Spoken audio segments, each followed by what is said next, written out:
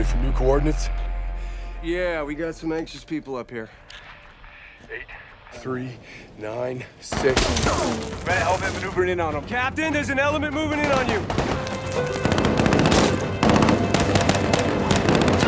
So a couple of things you notice there is, okay, so they're doing a call for fire to try to take out the enemy, which is fine.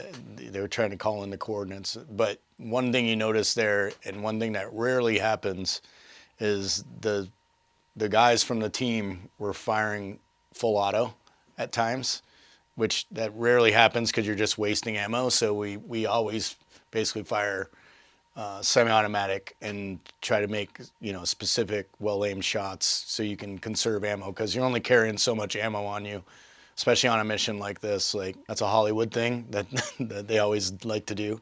But otherwise, it's probably a pretty realistic mission. I don't know how long they would have actually been sitting there in that spot. He already had the coordinates, so truthfully, they probably would have just gotten out of there once they had the coordinates and done the call for fire. Outside of there, they were overwhelmed by firepower, but, I wasn't there, so I don't know.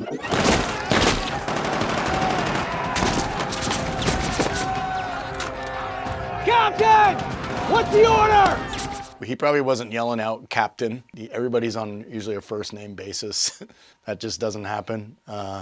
Very rarely would you want to yell out the rank of the guy, because then it would just say that he's the senior ranking guy. And very rarely is the team leader going to be the guy out in front of the fight, the officer.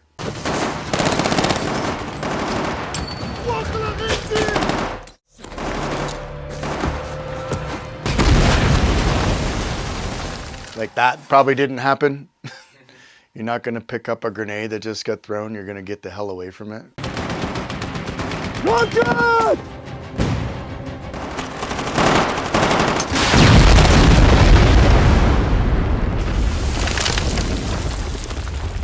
All the team guys have no comms on. Like, they have radios, but they're not wearing like Peltors or comms where they actually have ear protection and can talk to each other through radios. Instead, there are nothing on their ears at all, firing these weapons and explosives, and I don't think that's probably how it went down either. I've read the book for this movie, and the book was probably, don't get me wrong, they made a great movie. It's Hollywood action. They need to.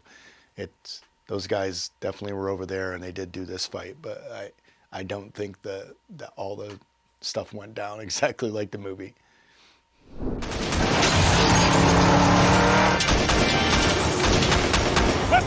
Whiplash! Secondary extract is burnt! Moving to tertiary extract! I have 8 packs! 7 Sierras, 1 packet! So one funny thing with this one already is vehicles are not bulletproof. So none of these vehicles that these guys are driving are armored vehicles. And you could see all the hits on the windshield of the vehicle behind them that they were shooting at. And miraculously, nobody inside is hit. Like, that somebody would be hit. Like, there's just no way. And they're taking rounds in the back of this thing thinking they're safe. And yeah,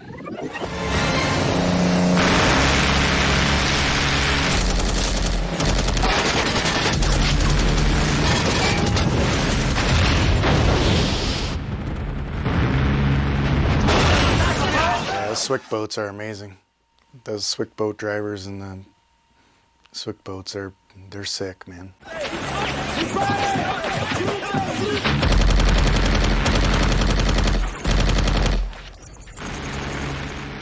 I really don't know how much those guys would still be standing there trying to fight, trying to hide behind a vehicle after they just blew up 2 vehicles in a row with those miniguns. Yeah.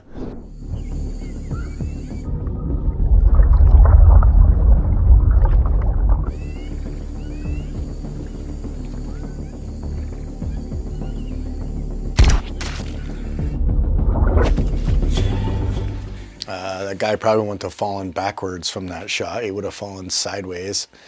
He just got shot in the head from the side.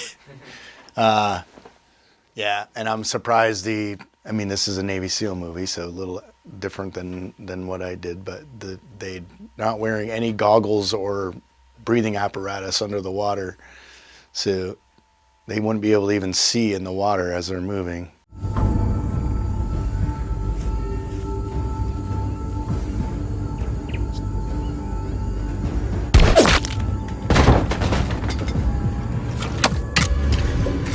The other misconception that people get is that if there's a silencer / can on a rifle, that it makes it completely silent, and it's far from true. So depending on how far away those snipers were making those shots, there would have been some kind of noise. You're never going to be perfectly silent going in.